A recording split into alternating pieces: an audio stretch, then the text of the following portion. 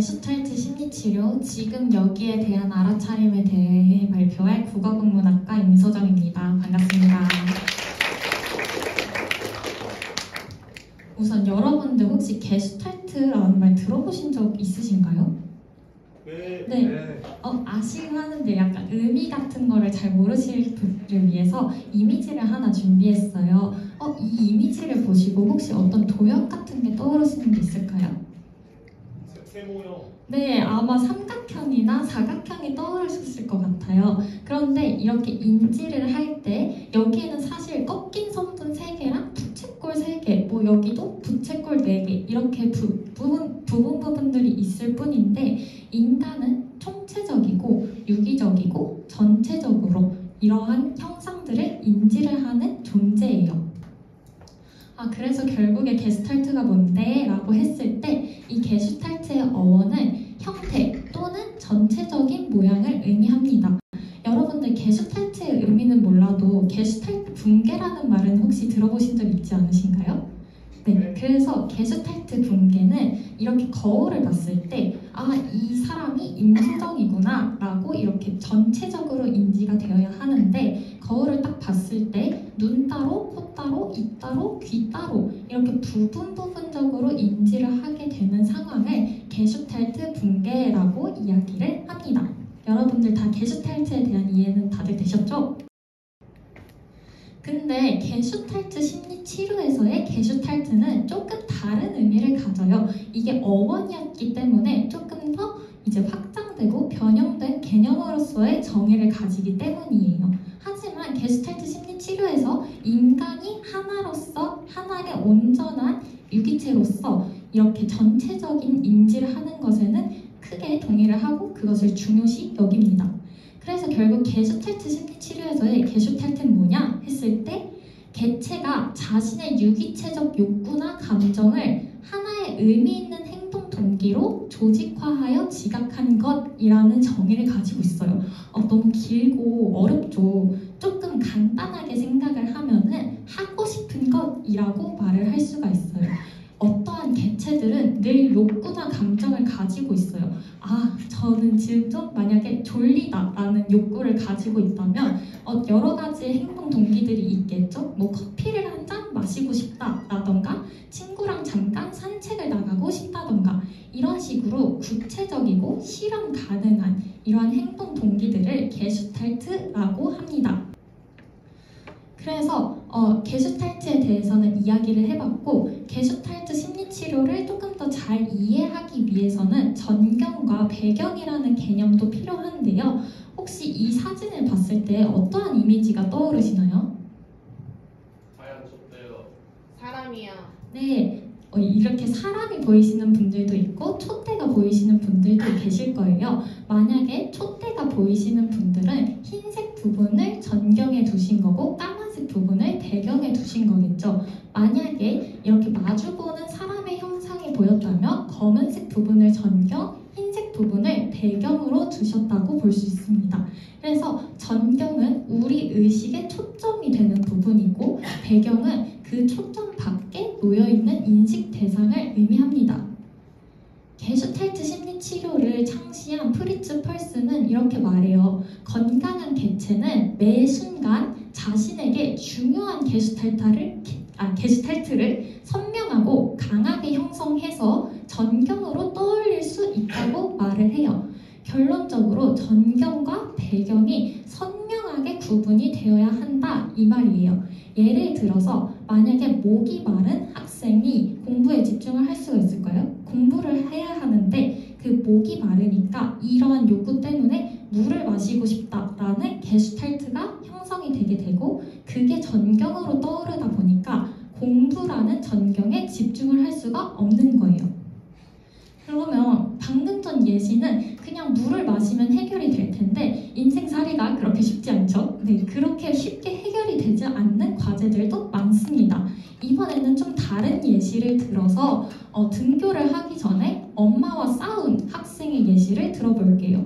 이 친구 공부에 집중할 수 있을까요? 없을까요? 네, 아마 없겠죠. 너무 엄마랑 화해하고 싶기도 하고 엄마한테 미안하다고도 말하고 싶고 이러한 마음이 계속 전경에 떠오르다 보니까 공부라는 전경에는 결국 집중하지를 못하는 거예요. 이렇게 해결하지 못한 과제를 미해결 과제라고 봅니다. 게슈탈트 심리치료에서는 이러한 미해결 과제를 좀 빠르게 해소하는 것을 중요시 여겨요. 그래서 이러한 미해결 과제를 어떻게 해결할까라고 물어봤을 때 게슈탈트 심리치료는 알아차림과 접촉을 통해서 해결할 수 있어 라고 말을 합니다. 이 알아차림과 접촉은 총 6가지 단계로 나눌 수 있는데 첫 번째로는 배경이에요. 게슈탈트가 배경에 있으면 지금 되게 안정된 상태겠죠? 두 번째로는 감각이 생겨요. 방금 전 예시로 들자면 갈증이 생겨요. 그리고 세 번째로 알아차림. 내가 갈증이 생겼네? 이러한 것들을 알아차리겠죠? 그 다음에 네 번째로는 에너지를 동원해요.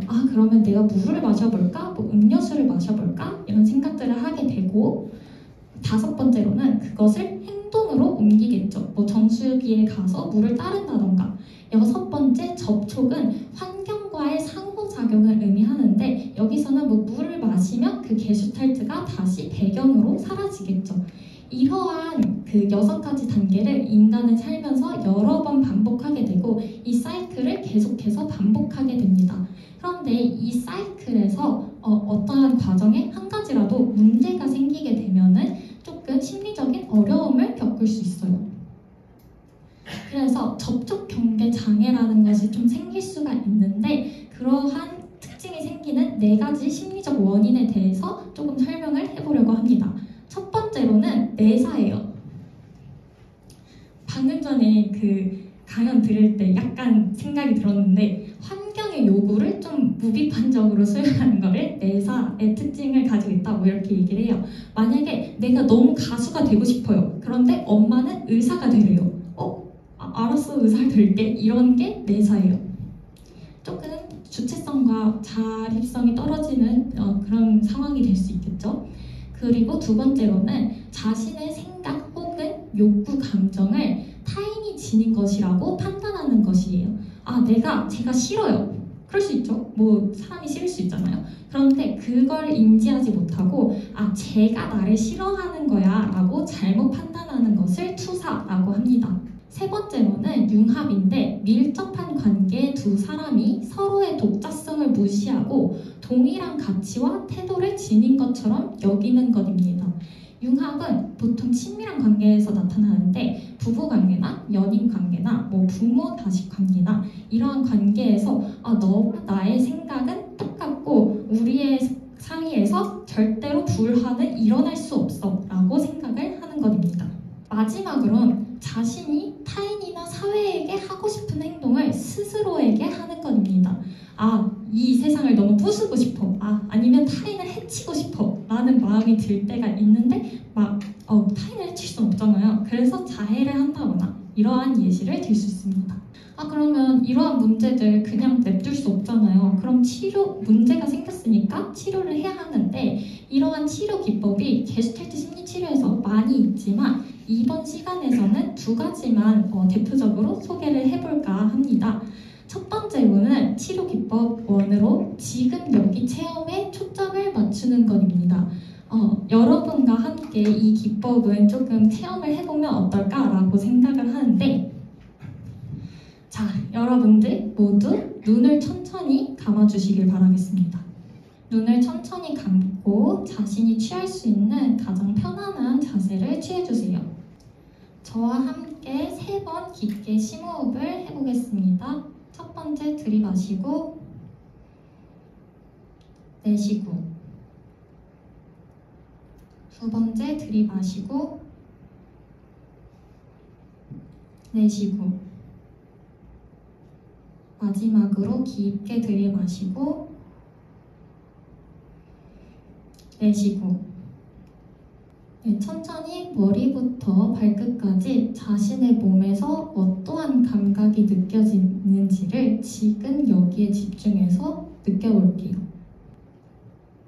자신의 심장 박동이 빠른지 느린지, 손끝은 차가운지 따뜻한지 등에 닿는 등받이는 부드러운지 딱딱한지, 목이나 어깨가 결리지는 않는지, 천천히 자신의 몸에서 느껴지는 감각들을 느껴볼게요.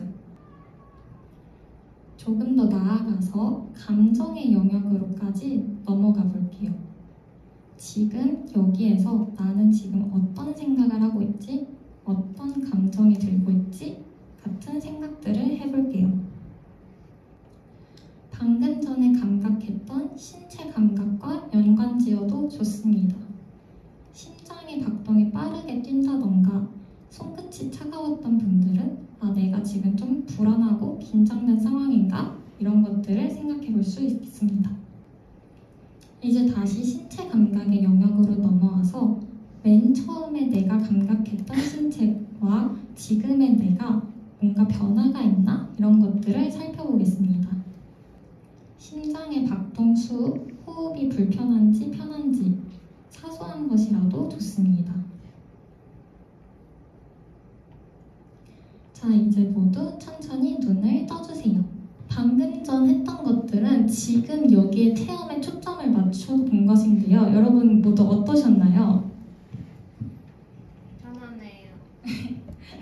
네, 그래서 이렇게 지금 여기에 체험에 초점을 맞추게 되면은 현재에 집중하게 되면서 과거의 불안이나 약간 미래에 대한 불안이나 과거에 대한 후회로부터 벗어나서 지금의 나의 게슈탈트에 집중할 수 있다라는 장점이 있습니다. 두 번째로는 비니자 기법이라는 기법인데요. 자신에게 의미 있는 존재를 이 비니자에 앉아있다고 가정하고 그 사람에게 하고 싶었던 말을 하는 기법입니다. 이 기법은 지금은 좀 해결할 수 하기가 어려운 미해결 과제를 해결하는데 유용합니다. 한 동영상을 준비했는데 이 동영상에서 이 남자분은 조금 부부관계에 어려움을 겪고 있고 이런 비니자 기법을 통해서 현재 자신이 겪고 있는 감정을 이렇게 말로 털어놓는 상황이 됩니다. 이거는 동영상으로 보는 게 조금 더 이해가 빠를 것 같아서 함께 보시면 좋을 것 같습니다. 이거는 아까 저희 얘기 중에 아버지 얘기하면서 조금 눈물을 흘리셨어요. 그래서 한번 좀 다뤄보고 싶어요. 빈 의자 기법이라고 그래요. 앞에 빈 의자가 있어요.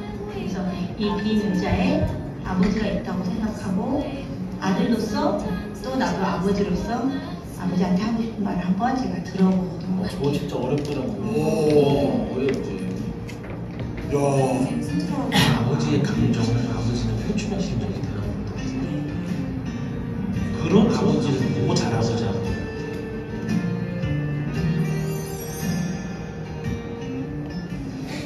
아버지 힘드네. 어떻게 이렇게 살았어?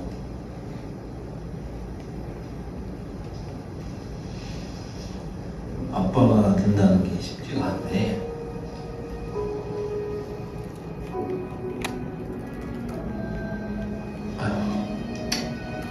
아버지랑 어머니는 나한테는 최고의 어머니이자 아버지요. 다 좋은데 다 우리 엄마 아빠 너무 정말 99.999% 완벽한 부모님이고 사람인데 딱 아까운 거 조금 있어. 그냥 나한테 그냥 화를 내는 방법을 알려줬으면 참 좋은데 화를 못 내다 보니까 자꾸 속으로 삭히고 하니까 나로서는 그게 힘들지. 나도 사람인데 그거 하나가 조금 아쉽네. 네, 방금 전 동영상에서 볼 수 있었듯이 지금은 좀 해결하기 어려울 수 있죠. 아버지와 얘기를 하는 것 자체가 어려울 수 있는데 그러한 상황 속에서는 이렇게 비니자를 두고 지금 나에게 집중을 해서 내가 지금 아버지에게 어떤 말을 하고 싶은지 현재 총체적 인간으로서의 나를 한번 온전히 이해해보는 시간을 가질 수 있다는 점에서 장점을 가집니다. 그래서 결론적으로 이 얘기를 왜 시작을 했었을까? 왜 이 강연의 주제를 게슈탈트 심리치료로 잡았을까? 라고 생각을 했을 때 저는 사실 심리학에 관심이 많기는 했지만 약간 그 대학에 들어오고 나서부터는 내가 지금 뭘 해야 하지? 뭘 하고 싶은 사람이지? 이런 고민들을 많이 했던 것 같아요. 그러면서 심리학 수업을 듣고 이 게슈탈트 심리 치료를 들으면서 되게 공감이 많이 가기도 하고 나에게 잘 맞는 심리 치료인 것 같다. 나에게 필요한 심리 치료인 것 같다. 라는 생각을 하게 됐습니다. 그래서 더 넓게 생각을 해보니까 저뿐만 아니라 약간 지금 내가 하고 싶은 거가 뭔지 모르는 분들이 꽤 있지 않을까라는 생각이 들어서 여러분들께도 좀 게스탈트 심리치료를 소개하고 싶다라는 생각이 들어서 이렇게 발표를 준비하게 되었습니다. 마지막으로 한마디 하고 좀 내려가 보도록 하겠습니다. 과거의 후회나 미래의 불안에는 지금 통제권이 없잖아요, 사실은. 그래서 지금 통제권을 가진 현재 자신에게 좀 더 집중해보고 보살펴보는 시간을 가지면 좋을 것 같습니다. 이상으로 임소정이었습니다. 감사합니다.